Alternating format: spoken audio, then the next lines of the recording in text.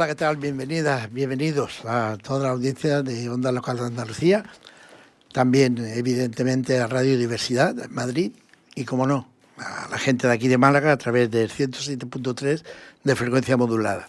Hoy vamos a hablar, queremos hablar del suicidio, pero desde el acompañamiento a quienes se quedan, no desde el sensacionalismo ni la culpa. Ya estoy harto de ver que cualquier situación compleja, difícil, resulta que quien ha matado, quien ha hecho el daño, ha sido una persona, un enfermo mental. No es, solamente queremos vender sensacionalismo y no es. Hay que hablar claro y alto de la salud mental y sobre todo del suicidio. Es lo mismo que le decía yo a mi buen amigo Antonio Higueras. Hay una estadística en la que dice que el suicidio baja 1 punto, 2 puntos. ¿Quién se lo puede creer? De verdad que no tenemos otra forma. O creemos eso o tenemos que pensar que lo están manipulando todo. No sé lo que va a salir. Y también nos va a venir bien hablar de esto porque la forma de tratar a un familiar que ha perdido un ser querido creo que es muy importante. Y tenemos recientes las imágenes de los suicidios de Adamuz. Y si alguien puede hablar de esto y tiene voz propia, es la Fundación Alelí. Y con ellos vamos a hablar de qué está pasando. Siempre hay una cosa que se llama money money. Desgraciadamente faltan recursos y cuando faltan recursos se va perdiendo muchas cosas y no podemos permitirlo. Y habrá que buscar, ahora vienen las elecciones autonómicas en Andalucía, habrá que buscar a ver qué proyectos nos tiene preparada la Junta de Andalucía para la salud mental y en este caso, pues, como no, también el tema del suicidio que está tan presente. Y para hacerlo, pues lo vamos a hacer con nuestros amigos de siempre, Pepe. Ay, para arrancar, la Diputación de Málaga, ¿cómo se está portando con Alelí? Pregunto yo, no por saber algo. Bueno, ahora mismo estamos en un impasse. Estamos en un impasse. Vamos a ver qué ocurre en estas 2 próximas semanas. Por lo tanto, vamos a dejar. O sea, estáis en negociaciones. Estamos en negociaciones. Vamos a dejarlo que respire. ¿Vale? Y depende por dónde respire, pues ya actuaremos. Así se hará, ¿no? Manolo, bienvenido. Hola, buenas tardes. Cuando sucede una cosa como la que hemos vivido, ese accidente de Adamuz, que al fin y al cabo es una muerte que no lo espera nadie, es que yo creo que eso, no sé si compararla con el suicidio o es peor todavía, porque en el suicidio, cuando uno intenta ideas suicidas, la va masticando, la va hasta que al final lo hace, pero esto es que de repente te encuentras que has perdido a media familia o una familia entera. Cuando tú ves una noticia de esta, ¿cómo reaccionas? Pues la verdad es que cuando uno ve una noticia de esta, lo primero que se te viene a la cabeza es ¿y ahora qué? Porque en cuanto se habla de poder ayudar a los familiares de estas personas fallecidas, lo primero que se te viene a la cabeza es, claro, ¿ahora qué? Pero la respuesta es muy sencilla, realmente. Lo que pasa es que cuando no hay recursos, ¿de dónde sacamos? Yo pienso que las personas hace ya muchísimo tiempo dejamos de ser personas y pasamos a ser números. Y desgraciadamente cuando los números no cuadran,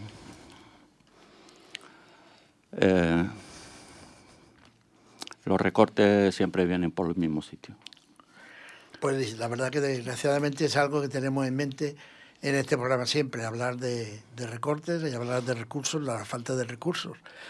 Y todo emana, sinceramente, en mi modesta opinión, yo podré estar equivocado, pero después de estar ya prácticamente más de 7 años con este programa, la he visto de todos los colores. Evidentemente, yo me voy hace 7 años, que prácticamente seguimos igual. Mejora tan poco a poco el tema de los recursos, que muchas veces miro y digo, bueno, pues si hace 7 años el mismo problema que tengo ahora lo tengo de entonces, pero asociaciones y colectivos no es que yo me lo imagine. A ver, Nunci, bienvenida. Gracias. A ver, cuéntanos, ya que hemos empezado con lo de Adamuz, ¿qué sientes cuando tú ves un dolor tan grande? Aquí no le vamos a echar ahora la culpa a nadie.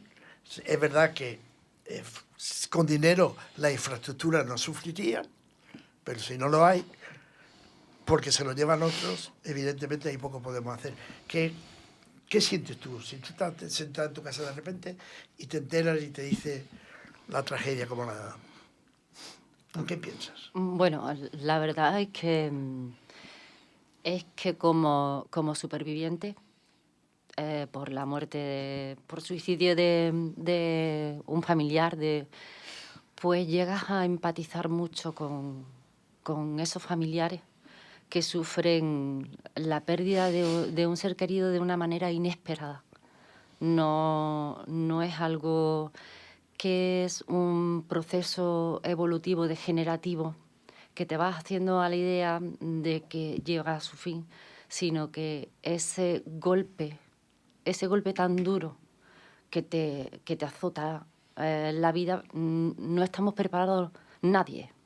Para ese golpe no estamos preparados nadie, ¿no? Esto ha venido ocurriendo desde siempre. ¿Por qué? Porque no se le ha dado prioridad al tema sobre todo del cuidado de la salud de las personas. Se ha restringido los recursos fundamentalmente económicos para acudir a los medios necesarios para el cuidado de la salud, que es lo que debe de primordial ante todo, ¿no? Y en este caso, pues, yo, desde el punto de vista personal, mucho sufrimiento. No me puedo hacer a la idea de ese sentimiento de descolocación de las personas que pierden a ese ser querido de una manera brutal, ¿no? De una manera muy trágica. El hecho de no saber ahora qué va a ser de mi vida. Mi vida se transforma, no sé, tengo que recolocarme. Me viene a la memoria el caso de la niña de 6 años que se ha quedado solita. ¿Cómo hacemos? ¿Existe establecida una normativa del amparo ante esta niña? ¿Cómo va a afrontar ahora una vida? ¿Cómo se le va a poder ayudar desde el punto de vista primordialmente psicológico para que pueda tener ganas de vivir? Porque lo importante es seguir el camino de la vida, seguir viviendo. Claro, ¿cómo le dices tú a estos familiares que ha perdido un padre, una madre, un hijo, un hermano?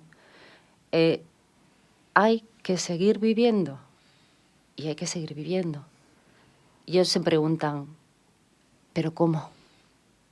¿De qué manera? Es algo muy doloroso, que yo lo he vivido en mi propia carne, ¿no? De saber que estás como ahora mismo en un limbo donde no existe nada, donde nada tiene sentido, donde nada te consuela, donde intentas buscar la culpa en algo que, por mucho que intentes argumentarla, no te va a consolar. Entonces, claro, empatizo mucho con ellos, sé el sufrimiento por el que pueden estar pasando y sé que ahora nada les consuela. Esto nos tiene que hacer ver que tenemos que invertir muchísimo más en la prevención de la salud, en todos los sentidos. Que falta mucho, que nuestros políticos hablan mucho, prometen mucho, pero actúan poco.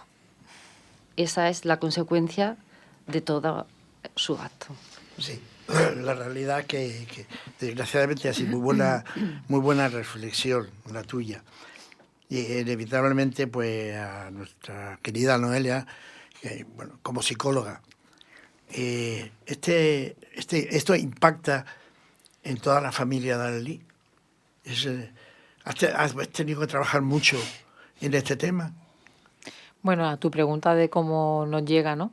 Cuando escuchamos una noticia como la de Adamuz, yo creo que estamos muy acostumbrados a trabajar con el dolor, Exacto, a conectar con el sufrimiento. Entonces, bueno, es algo que cuando, como decía Manoli, como decía Nunci y Pepe, ¿no? Cuando te llega una noticia así, lo primero que te viene es como la primera fase del duelo, el shock, ¿no? El no te lo crees, ¿no? Porque siempre una muerte repentina, inesperada, que bueno, que parece que nunca va a pasar, porque a veces cuando escuchamos noticias como esta, lo primero que nos viene a la cabeza también es pensar que cómo ha podido pasar esto, ¿no? Una cosa así, en un medio de transporte, ¿no? Que, bueno, que es seguro, que siempre hablamos de los accidentes de avión y tal, pero que no te imaginas que algo así pueda ocurrir, ¿no? Entonces, el primero es el impacto, ¿no? Y a nosotros que estamos acostumbrados, pues, a trabajar, lo primero que viene es la conexión con el dolor, que evidentemente trabajamos todos los días con ella, y también la necesidad de ayudar. Es decir, de un poco ofrecer, ¿no? Y intentar llegar lo máximo que podamos a que este recurso pueda llegar lo más lejos posible para poder ayudar, pues, a esas personas, esas familias que se han quedado, pues, impactadas, ¿no? por esta noticia y que han perdido, pues, como esta familia, ¿no? Que se ha quedado esta chiquita con 6 añitos, pues, familia, o otras personas que han perdido otros seres queridos, y al final, bueno, el ser humano, fíjate, ¿no? También quería destacar la solidaridad del pueblo, ¿no? Que creo que fue que en menos de una hora ya estaba el pueblo volcado en ese polideportivo prestando ayuda. O sea, que también es como esas dos caras de la moneda, ¿verdad? Exacto. La cara de cómo pueden surgir estas tragedias, a la vez cómo la solidaridad y cómo el ser humano también se crece ante las adversidades, y yo siempre lo digo todos los miércoles cuando estamos en nuestro grupo de supervivientes, siempre hago esa reflexión, que valoremos esa fortaleza, no esa fuerza, la fortaleza personal que cada una persona tiene para estar cada miércoles allí a pesar del dolor profundo de lo que se está viviendo. Claro. Como puede ser una muerte, haciendo un poco el paralelismo, ¿no? Sí, Entre que hemos dicho, ¿no? Entre claro. un accidente y el suicidio. El suicidio tiene ese componente en común que es lo inesperado. Lo ¿no? inesperado. El impacto, ¿no? de ese tipo de fallecimiento, porque, bueno, no te lo esperas, ¿no? Y en este caso, con tu experiencia que tienes, ¿qué es lo más urgente que necesita una familia, tanto si vive un suicidio como una tragedia como esta? ¿Qué es lo primero? Bueno, en estos casos, lo primero, en estas 24, 72 horas, muy importante el estar ahí, y lo que es la parte física, ¿no? Es decir, que la persona pueda, pues, tener si ropa de abrigo, imagínate, o pueda contactar con sus familiares, pueda tener algún tipo de comunicación, porque en estos casos no se puede hacer una terapia profunda, ni se puede... Aquí lo bueno, lo importante es un buen acompañamiento, una buena escucha. El otro día lo decía Manolo en el grupo, voy a rescatar su palabra, la presencia. Es decir, estar presente, que la persona Exacto. sienta que estás ahí, y que está acompañada, que no está juzgada y que se le escucha en todo momento lo que pueda necesitar, porque eso alivia, ¿no? En ese descontrol del momento, el poder controlar un poquito de lo que está sucediendo es muy importante, esa intervención, esos primeros auxilios psicológicos que se llaman, ¿no? De estar ahí en esa primera línea, ¿no? Esos psicólogos emergencistas, ¿no? Y Sí. profesionales que están se mueven en este tipo de sucesos y de situaciones. Entonces es muy importante esas primeras horas, igual que cuando pasa con el duelo, ¿no? Qué importante y cómo va a marcar el proceso de duelo el cómo se trate cada pequeño detalle de la situación, el cómo se habla, el cómo se presta la ayuda, el cómo se da ese teléfono para que llame a sus familiares, cómo se escucha, todo eso, cómo se da la noticia, que Claro, también es muy exacto. importante. Eso marca mucho también el cómo la persona va a vivir el proceso de duelo, el proceso de pérdida. Así que en esos momentos lo más urgente es lo físico, cubrir la parte más física, y después la emocional, no la psicológica. Sí, por supuesto, además es fundamental. Hay una cosa que muchas veces nos planteamos, ¿no? Y voy a ir contigo, Pepe. Tú, ya con tu experiencia, sueles acompañar a muchas familias de Alelí que han pasado por lo mismo que tú, ese acompañamiento en duelo. ¿qué importancia tiene? Porque me da a mí la impresión que el trabajo de los psicólogos y las psicólogas es muy importante, pero también el vuestro de acompañar a la familia. Bueno, tampoco tenemos que darnos tanta importancia, ¿no? Lo único que nosotros, pues, es lógico que empaticemos con aquellas personas pues, que pierden un ser querido como nosotros, ¿no? Y yo quiero hacer hincapié en algo que ha comentado Noelia, respecto a cómo se ha socorrido a estas víctimas por parte del pueblo, ¿no? Este pueblo que empatiza inmediatamente y que altruistamente es capaz de dejarse la vida por salvar a los demás, ¿no? Y cuando veo esto, me hago la siguiente pregunta. ¿Cuál es la línea que separa al pueblo de los políticos? ¿Cuál es esa línea? ¿Dónde está esa línea? ¿Quién marca esa línea? Que el pueblo se vuelca en ayudar y el político en fotografiarse. Qué vergüenza convocar ese funeral no laico, o sea, laico, para agasajar a quién. ¿A ellos mismos? Si el problema que tenemos, Paco, es que vivimos en un país, como antes te he comentado, un país ingobernado. Un país ingobernado. Es que si no hay presupuesto, ¿cómo vas a mantener una línea férrea? ¿Con qué presupuesto lo mantienes? ¿De dónde sacas el dinero para un plan de prevención de suicidio si no hay presupuesto? Y que siempre estamos las mismas. Siempre. La verdad que es duro, pero es la realidad. Es que estamos así. Y claro, a mí que me preocupa, sobre todo, pues, estas familias que, imagínate, que de buena de primera, pues no tienes a ese familiar. Lo acabas de perder. Pero, y es que esta niña que ha perdido 5 familiares o 6 familiares, y el otro que ha perdido 2, ¿cómo se recomponen esas vidas? Es totalmente imposible recomponer esas vidas, loco. Totalmente imposible. Pero retrocedamos también un poco, que tenemos nuestros nuevos suicidios, otra vez en Málaga, con ese chaval en el instituto, con esa niña que hemos perdido la pista, que también lo intentó 3 semanas antes. Afortunadamente no murió en el acto, pero tampoco sabemos en qué estado se encuentra, porque es que no paran de ocultarnos datos. Yo no creo, de verdad, sinceramente, no creo que haya disminuido el número de suicidios en España. No. Lo que ha disminuido es el número de partes de fallecimientos por parte de los forenses. Eso sí que ha disminuido. Sí, claro. Lo que yo decía, se maquilla. Claro. El forense dice, ha muerto por esto y que no tiene nada que ver que se haya quitado la vida. Y ahora, claro, tristemente, pienso todos los días, ¿a cuántas personas les va a llegar el suicidio familiares de esta tragedia?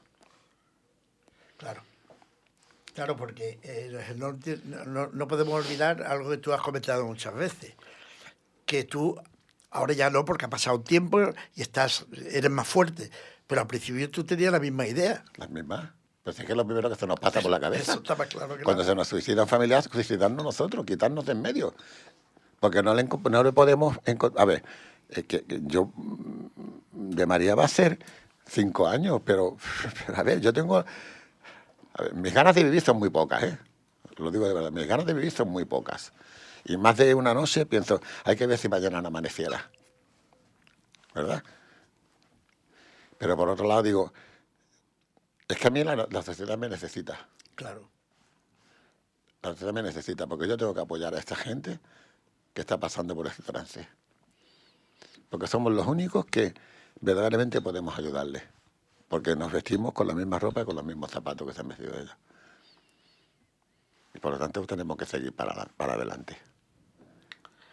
La verdad es que es muy difícil y ahí entra el trabajo de todo un equipo de personas profesionales como hay en Fundación Arelis Málaga, como lo hay en muchísimas fundaciones, muchísimas asociaciones de salud mental.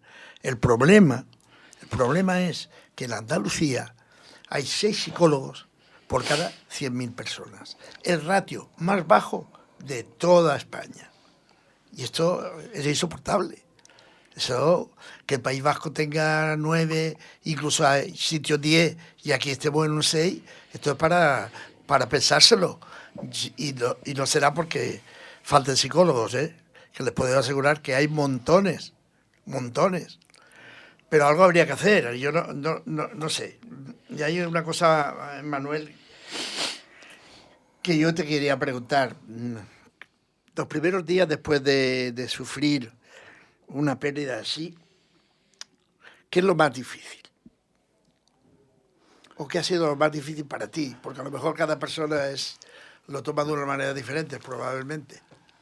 Lo más difícil para mí ha sido, después de que mi hijo se quitara la vida, lo más difícil fue encontrármelo. A día de hoy todavía hay momentos en los que esa imagen no se me va de la cabeza.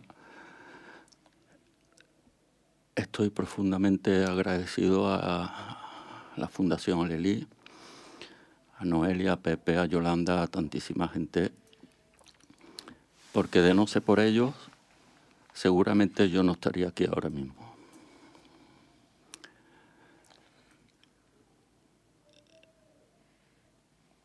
La verdad que son momentos muy difíciles, pero ahora, ha pasado cierto tiempo, te encuentras un poco más fortalecido gracias al trabajo de, como tú decías, de Fundación Alelí, y aunque todavía te vienen a la mente esas imágenes, estás dispuesto a seguir adelante. Sí, estoy dispuesto a seguir adelante porque, como bien decía Pepe a su momento, yo lo único por lo que quiero seguir viviendo es por ayudar a los demás, a las personas que están pasando por lo mismo que hemos pasado nosotros. Empatizamos profundamente con ellos. Les diría que esto no es el final, que se pongan en buenas manos y que hay una salida.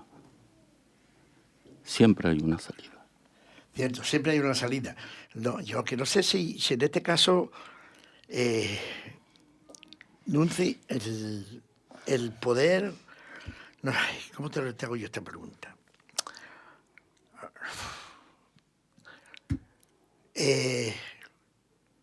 Ese primer momento de impacto, cuando pierdes a un familiar, o bien por suicidio, aunque estamos hablando por suicidio, pero también seguro que le ha pasado a estas personas que han perdido en Adamuz a un familiar sin esperárselo, ¿no? El que te acompañe dentro pues no sé, de Fundación Alelí, un grupo de gente que ha pasado por lo mismo y que realmente esas personas puedes hablar con ellos, te acompañan en todo momento. Para ti es importante eso. Ha sido importante. Es fundamental, porque como bien dice Pepe y Manuel, los únicos que me pueden comprender son aquellos que se han puesto en mis mismos zapatos, que han caminado y han transitado mi mismo camino, porque cualquier persona fuera de este entorno te puede escuchar, y que es buena la escucha, pero no te puede comprender. No es muy difícil transmitir con palabras ese sufrimiento tan extremo, ¿no? que llegamos a alcanzar, desgarrador, que únicamente los supervivientes somos capaces de entender y de notar tanto en su mirada, en sus gestos, como sus palabras, ese acompañamiento, ese entendimiento, ese apoyo que necesita simplemente de manera para desahogarte, ¿no? Y ver que no te sientes sola, que no estás sola, que estás rodeada, porque yo empecé online a tener la terapia, ¿no? Grupal en pandemia, que es más difícil todavía, ¿no? Donde todos estamos aislados. Entonces, fíjate que llegué a considerar a Lely como mi familia, ¿no? Eran momentos de desahogo, de buscar un poquito la luz, de restringir y disminuir tu culpa. Una palabra que lleva mucha carga entre nosotros, ¿no? La palabra culpa, que hace tanto daño, que nos hace tanto daño a los supervivientes, ¿no? Porque no encontramos otra justificación a esos hechos, ¿no? Y trabajamos mucho la culpa entre los supervivientes, ¿no? Yo siempre digo que estamos carentes de culpa, pero quizás no de responsabilidad. Una responsabilidad que recae en nosotros y que debemos de llevar a cabo y es importante, pero sobre todo abrirte a ello y sentir que no necesitas muchas veces hablar. Hay veces que un silencio entre nosotros transmite muchísimo más que cualquier palabra que pueda surgir de alguien. Y entre los supervivientes eso ocurre. No en otro grupo de personas que quizá de manera pues inconsciente suelen darte un consejo o hablarte a mí hay algo que me chocaba y me molestaba muchísimo, es decir, tú no tienes culpa de nada porque fue decisión de ella. Ella lo hizo porque fue su decisión. No lo entienden. No son capaces de entender que una persona que se suicida no está en su total entendimiento ni en su cabeza para decidir, porque el hombre por naturaleza tiende a la supervivencia y no a buscar la muerte. Entonces, en el grupo de supervivientes encuentras esa comprensión sin muchos argumentos y te ayuda mucho. La verdad es que esto es un mundo aparte. Por eso es tan importante visibilizar todas estas cosas. Porque estamos acostumbrados, lo decía yo antes, rápidamente en los medios de comunicación, sobre todo en las grandes cadenas, en vez de abordar estos temas como se deben de abordar, pues decir, que se ha suicidado, pero por esto, por aquello, siempre hay algo detrás. Siempre se justifica de alguna manera. Que el bullying, que lo otro, que sé aquí. No. Lo que sí hay, falta de recursos para solucionar todos estos problemas. Si hubiera los suficientes recursos y los suficientes profesionales, a lo mejor sí podíamos creernos las estadísticas de los suicidios, mientras no. Noelia, ¿qué diferencia hay entre acompañar un duelo individual y uno colectivo, por ejemplo, como los que tus compañeros y tus compañeras han tenido que hacer? La energía. Entre otras muchas cosas. Es decir, hay de hecho cada miércoles, ¿no? Mira a Manolo porque está los miércoles en el grupo, se nota cuando las personas que vienen cada miércoles al grupo dicen, es que yo entro por la puerta y es que ya la energía cambia. ¿No? Y es cierto, es que en el fondo también somos energía. Mira, el hecho de entrar en un grupo antes de que nadie hable, el sentirte, como decía Nunci, Pepe, acompañado, sentir que perteneces, ese sentido de pertenencia tan importante, incluso cuando estamos pasando momentos en la vida que son tan desgarradores como este, pero te sientes que no estás loco, que no estás loca. Que eso aparece mucho en el duelo. Sí. Estaré loco, estaré loca. Y eso mina mucho la mente, la salud en general, tanto física como mental. Y no es así. Estás viviendo lo que te toca vivir en ese momento, que es que estás en duelo. Y no un duelo al uso, sino un duelo, bueno, que ha requerido que Alelí, ¿no?, que la Fundación Alelí haga un grupo, ¿no?, específico para este tipo de duelo por su impacto, ¿no? Y evidentemente este tipo de duelo marca mucho el cómo lo vas a vivir. ¿Por qué? Porque todavía sigue existiendo ese estigma, ese tabú, eso que decías, ¿no?, de algo habrá pasado. Exacto. Oye, es que no se dieron cuenta. Bueno, fue su decisión, que fue uno de los motivos, muchos de los motivos por lo que los mismos supervivientes decían que necesitaban un grupo, ¿no?, para específico, porque tiene unas características muy concretas este tipo de duelo, y necesitaban su espacio para poder hablar abiertamente, sobre todo sin juicio, porque una de las cosas que ocurre en el grupo y que son muy beneficiosas a trabajar en grupo es la ausencia de juicio. Nadie te va a juzgar, puedes hablar libremente de lo que sientes, de cómo lo estás viviendo, porque aunque sea un duelo homogéneo en cuanto a la pérdida, es un duelo heterogéneo en cuanto a la forma de vivirlo. Claro. Porque cada persona lo vive de una manera única. No hay ningún duelo que sea igual que otro. Por lo tanto, todos tienen cabida en ese espacio, ¿no? Todo el mundo tiene derecho a expresar cómo se siente, y eso es muy sanador. Mira, se nota muchísimo cuando alguien llega, y fíjate lo que es el ser humano, ¿no? Llega muy alterada, llega muy... porque seguramente que viene esa alteración, ¿no?, viene producto de que no se siente comprendido y atendido y no siente que no lo entiende. En el momento que en el grupo o de manera individual tú le das cabida a eso que estás sintiendo, el tono de la voz cambia, se suaviza, se calma. Y eso lo que nos viene a decir es que has encontrado tu lugar, has encontrado tu espacio. El otro día una compañera, pues por primera vez se abrió en el grupo y le dijimos, pues que sepas que va a haber un antes y un después. Porque si nunca lo has expresado, nunca lo has dicho, nunca lo has podido compartir, porque piensa que cuando alguien no quiere compartir, a mí cuando me vienen y me dicen, es que a mí no me gusta hablar de mis cosas, de mis temas a nadie porque no me gusta, es porque alguien en algún momento no te ha permitido hablar de lo que tú sientes, porque te has sentido juzgado, porque no te has sentido validado con lo que tú sentías. Y entonces en el momento que en el grupo te dejan, o de manera individual te dejan, de repente se abre la palabra y se abre las ganas de expresar cómo te sientes. Así que bueno, todas esas cositas se potencian cuando es en grupo. Claro. Todo lo que se puede trabajar de manera individual, cuando trabajas con 13 personas, 14 personas más, pues todo se amplifica. La alegría y el dolor también. Claro, se combinan las dos cosas. Por cierto, no sé, ¿pueden aparecer señales de riesgo?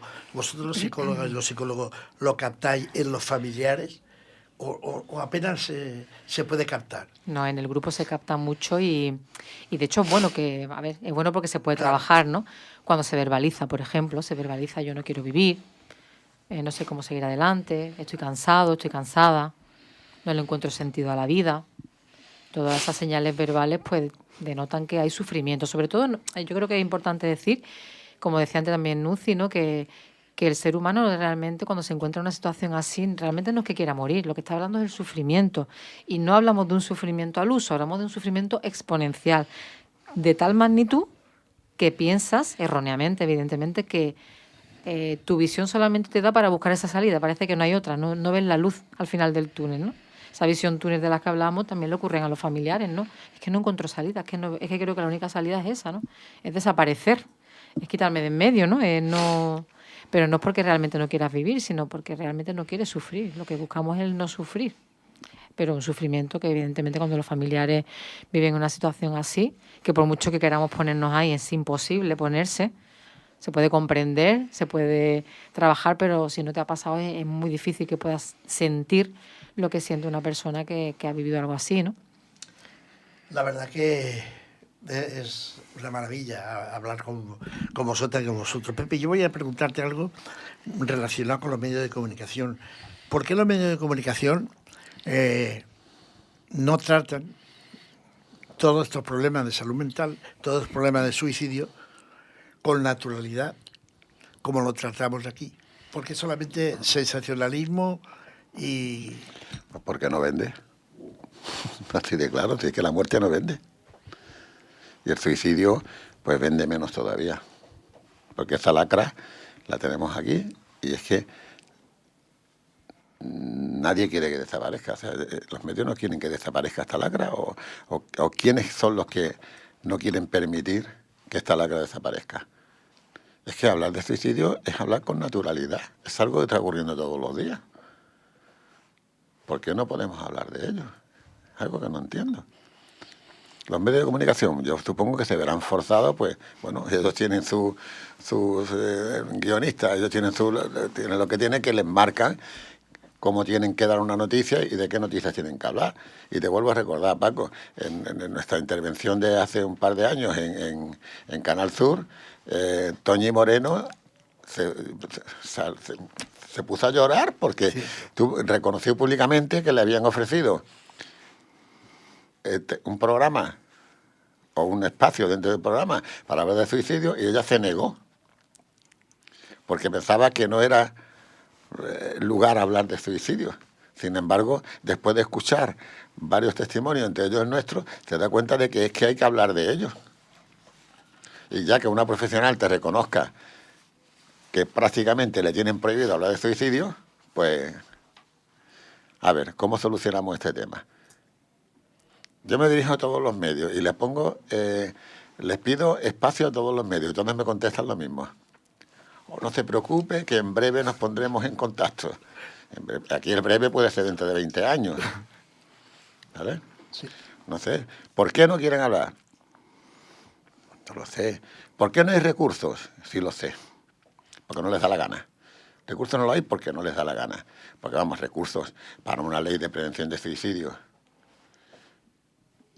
para hacer una captación de profesionales que ayuden a estas personas que están en riesgo, de verdad que yo creo que eso cuesta poco trabajo, cuesta dinero.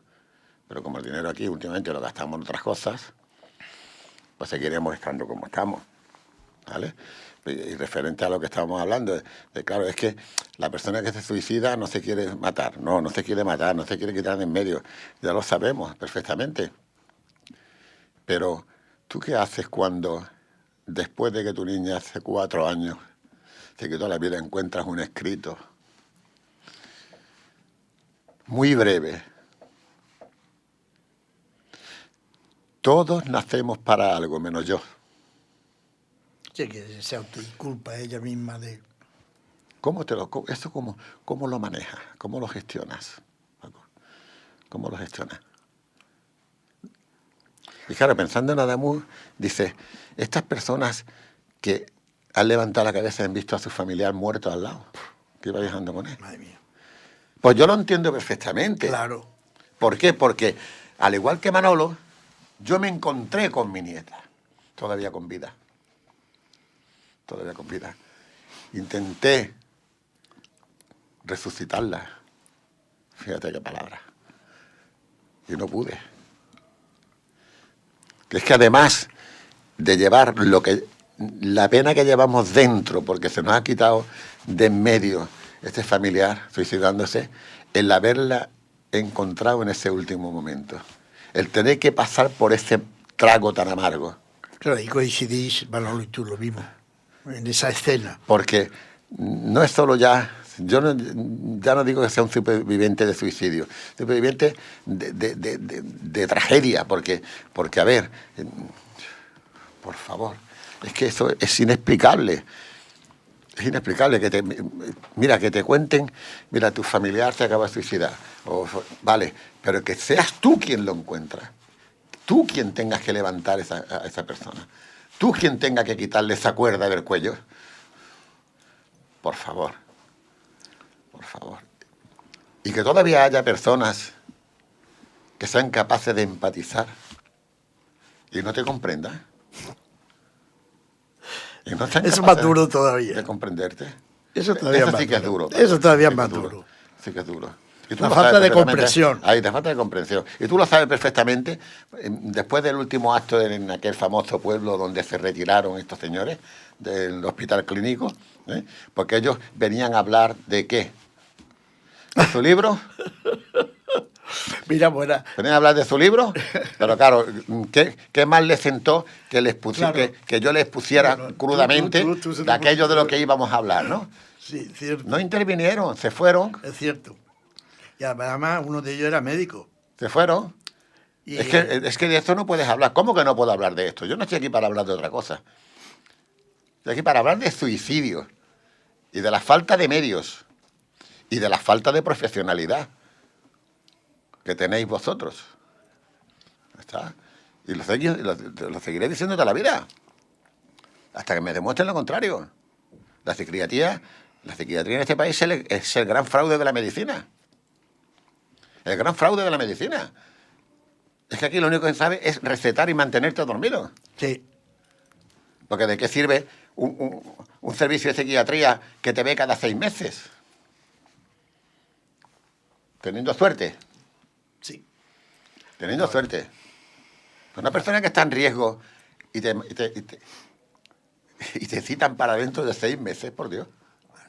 Eso es tremendo. Y sigue tomándote esto que te va a ir muy bien.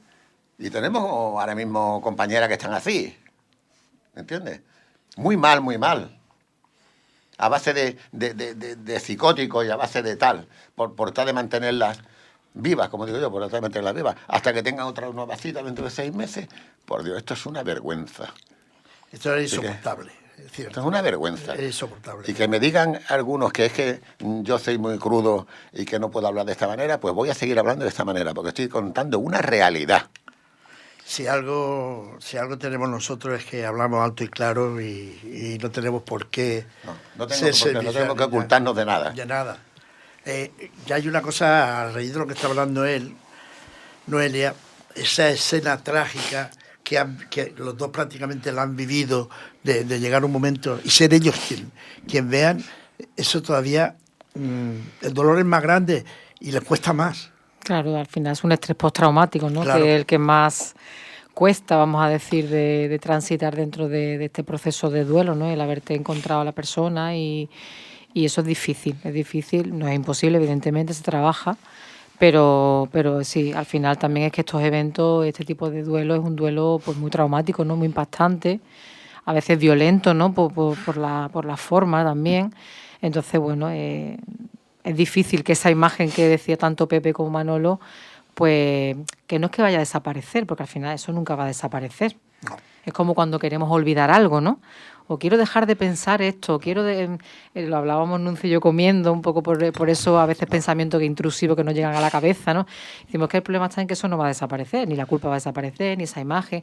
Lo importante es, bueno, intentar poco a poco, como yo digo, suavizar o intentar cambiar la mirada o la comprensión, con mucho trabajo, evidentemente, de todo eso, porque eso no es fácil, no es un camino largo, es un duelo largo. Es un duelo que no se debe de vivir en soledad, sino acompañado de otras personas, porque es un duelo difícil, porque se siente mucha soledad también y mucha incomprensión. Como decíamos nosotros hace un rato hablando, Nuncio y yo, que si alguien tiene, como yo digo, una caída y se parte la cabeza, perdóname la crudeza, ¿no? Nadie te va a cuestionar que te has partido la cabeza, pero cuando te partes emocionalmente, ya sea por un duelo como este, una pérdida, o ya sea porque la vida te ha dado varios reveses y te has venido abajo. La sociedad, vamos a decir, te da un poquito tiempo. Tú ya debes de superar esto ya. El duelo tienes que superarlo ya. Ese trauma tienes que superarlo ya. Deja de pensar, como si eso fuese un clic que tenemos en la cabeza. Claro. Pues deja de pensar. Cuando te venga la imagen, deja de pensar. O si te viene un pensamiento negativo, deja de pensar. Ojalá, si cuando dejas de pensar o cuando quieres huir de algo, viene con más fuerza.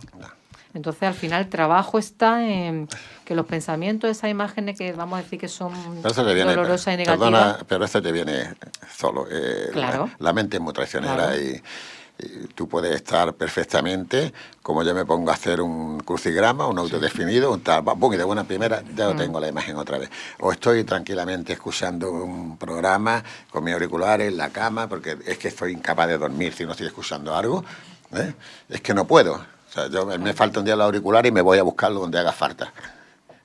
Y boom, y otra vez el flash. Y boom, y otra vez.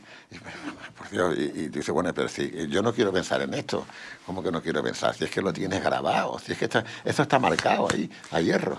Pero fíjate, Pepe, yo no quiero pensar en esto, pero ya estás pensando en eso. Claro. Es como cuando decimos en psicología, no pienses en un elefante blanco y ya estás pensando Ya en el estás elefante pensando en el blanco. elefante blanco. Entonces, lo primero es que esos pensamientos tenemos que aceptar, que es muy fácil esa palabra, ¿no? Pero reconocer que esos pensamientos forman parte, que los pensamientos negativos no tienes que pensarlos, vienen solos.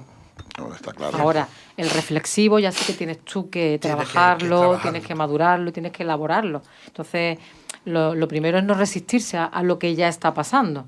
Reconocer que está pasando, y ahora lo importante no es que venga el pensamiento negativo, sino qué hacemos con ese pensamiento negativo. Nos recreamos en él, le damos fuerza, nos creemos que ese pensamiento somos nosotros, o intentamos hacer algunas técnicas que hay para, de alguna manera, poder empezar a elaborar otros mecanismos para poder, bueno, no digo suavizar, pero sí entender o comprender eso de una manera distinta, sin quitarle la realidad que es. ¿Vale? Porque aquí no estamos para quitarle la realidad a lo que es, porque lo que ha pasado, lo que ellos han vivido, a ver, mejor que ellos nadie lo sabe, lo que ellos han vivido, lo que han visto y lo que han sentido. Entonces, el trabajo en el trauma es un trabajo largo y un trabajo que hay que trabajarlo, claro está, para elaborar esa imagen, ¿no? Onda local de Andalucía. Hoy estás abordando un tema muy duro, muy duro. Pero yo no sé, me congratulo mucho el ver la fuerza que tienen las tres personas que están aquí junto a Noelia, porque lo más normal, siempre que hablamos, no sé por qué, de un suicidio de un hijo, de una hija, de un nieto, de una tía, sobre todo de gente joven. No sé si se puede evitar, no sé si hay algunos rasgos, no sé, Manuel, en el caso tuyo, ¿tú podías pensar que eso podía suceder porque, no sé, no se estaba haciendo nada y se estaba viendo venir? ¿Te queda esa duda? Bueno, en algún momento sí he llegado a pensar que podía pasar, pero realmente no te lo termina de creer. No te lo termina de creer porque no te da motivo para tú estar alerta. Entonces, cuando no hay motivo ninguno, a mí muchas veces la culpa también, porque no me he dado cuenta de esto, porque no me he dado, pero ¿de qué me voy a dar cuenta? Si es que no me podía dar cuenta, es que no ha dejado ninguna señal, nada. Es duro, es duro. Yo tengo un amigo que el día 10 vamos a hacer un programa con él desde Requena, con él y si podemos con la mujer, los dos perdieron también a una hija. Pero es de esos que se podía haber hecho muchísimo más para que eso no hubiera sucedido. De hecho, hay denuncias contra la Generalitat de Valencia. Se lo vamos a contar todo con pelo y detalle. Pues yo no sé si en este caso, Nunci, ¿teníais alguna, no sé, o visibilizabais que podía suceder? Yo hubo un momento en que lo intuí. De hecho, recuerdo un momento en que le pregunté a mi cuñado es médico, y le dije, ¿tú crees que Ana se puede quitar la vida? Y mi cuñado me respondió, no, ella no da el perfil de una persona así. Mira por dónde su respuesta fue equivocada. Y ella sí daba muchas señales. Lo que pasa es que el ser humano no resistimos a que se produzca la muerte. No resistimos a la muerte. No estamos preparados para aceptar ni nuestra propia muerte ni la muerte de los demás, ¿no? No aceptamos ni la muerte natural, que forma parte de la vida. Cuanto y más cuando se trata de una muerte de este calibre, de esta dimensión. Entonces, pues, yo intuía, porque mi hermana era, además, mi amiga, mi compañera de trabajo, con la que yo compartí días de dolor y de sufrimiento y de charlas y de desesperanza, de impotencia por no saber qué hacer ni qué decir para hacerle ver que la vida podía tener un sentido. Y ella se fue no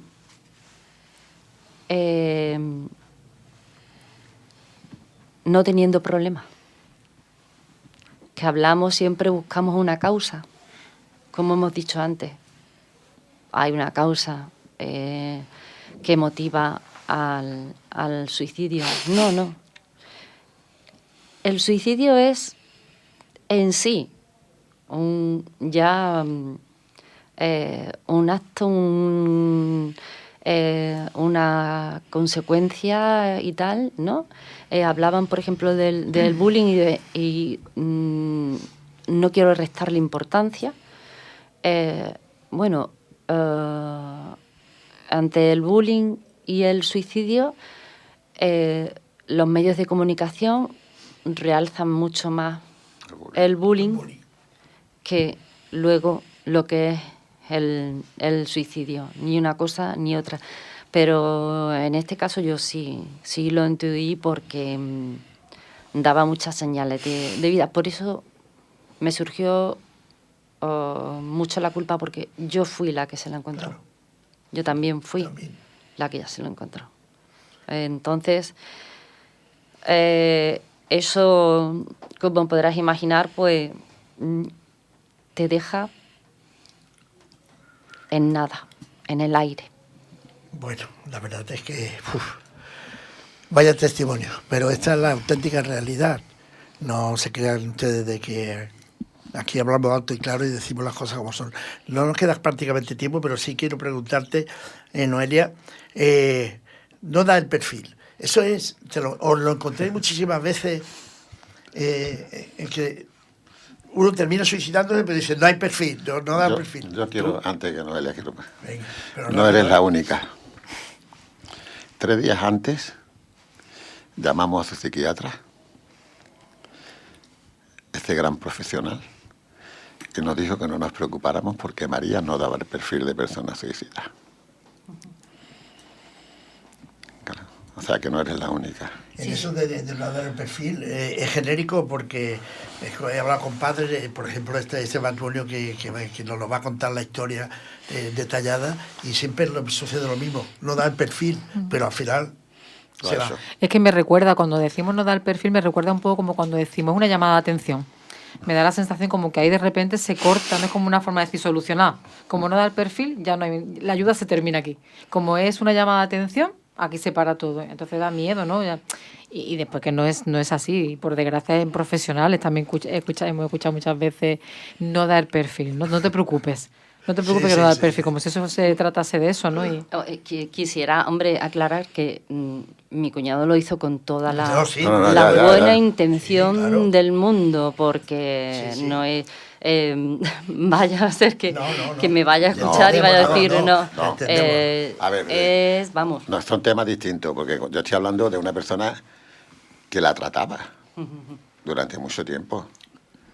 Que es María lo que se da. Daba todas las señales, porque María escribía cómo lo iba a hacer, dibujaba cómo lo iba a hacer. Y que te pidamos ayuda 3 días antes, me digas que no da el perfil. Después fue muy valiente, porque a los 2 días la habían trasladado de centro para que no la encontráramos. Y cuando la encontramos en otro sitio, salió huyendo, porque encima no tiene la poca vergüenza de no dar la cara. Y esto es un profesional de la psiquiatría, por favor. Bueno, es un vividor. Así funcionamos. No sé, daros las gracias por estar aquí una vez más, por visibilizar el trabajo que hacéis y que venía muy al día y a la actualidad con lo sucedido en Adamuz, pero que en todas partes suceden estas cosas. Y aquí en Málaga tenemos la suerte de tener la Fundación Alelí. Por cierto, Yolanda, últimamente te veo poco. Un saludo cordial. Volvemos la semana que viene. Gracias. Gracias. Yolanda está en la cama, está mala.